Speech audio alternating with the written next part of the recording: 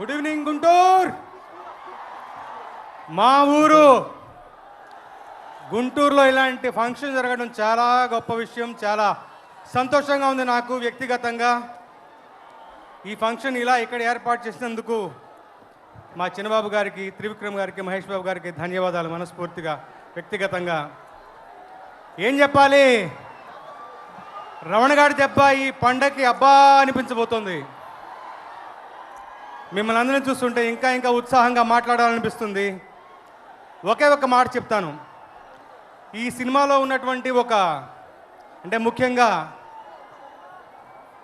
మాటల మాంత్రికుడు, దర్శక తాంత్రికుడు త్రివిక్రమ్ గారి సినిమాలంటే ప్రజల్లో ఒక అంచనా ఉంటుంది.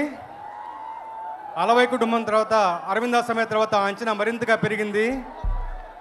మహేష్ గారి కాంబినేషన్లో మరి కొన్ని సంవత్సరాల తర్వాత మళ్ళీ ఒక సినిమా వస్తుందంటే ఇంకా ఇంకా భారీగా అంచనా ఉంది. నేను వ్యక్తిగతంగా ఈ సినిమా కోసం ఒక బిట్ సాంగ్ రాయడం కోసం ఇంటర్వెల్ సినిమా చూశాను. చెప్పొచ్చో లేదో తెలియదు. మహేష్ గారు కంటతడి పెట్టించేలా పర్ఫార్మెన్స్ ఉంటుంది, గుచ్చుకునేలా మాటలు ఉంటాయి. సినిమా థీమ్కి సంబంధించిన ఒకటి బలమైన సన్నివేశం ఆ ఇంటర్వెల్కి ముందుగా వస్తుంది. కంటతడి పెట్టాను. టక్కున వెంటనే మహేష్ గారిని, త్రివిక్రమ్ గారిని చూడాలనిపించి సెట్కి వెళ్ళాను. అది నా పర్సనల్ అనుభూతి. అది మాతో పంచుకోవాలనిపిస్తుంది. ఈ మాట నేను తమన్తో అంటే ఇంటర్వెల్స్ నేను చూశారు, క్లైమాక్స్లో ఇంకా బ్రహ్మాండంగా ఉంటుందన్నారు. సో ఈ సినిమా ఒక భూమిబద్దల వాతావరణంతో ఈ సంక్రాంతి పండుగ రాబోతోంది. తప్పకుండా మన అంచనాలు మించి ఉంటుంది ఈ సినిమా.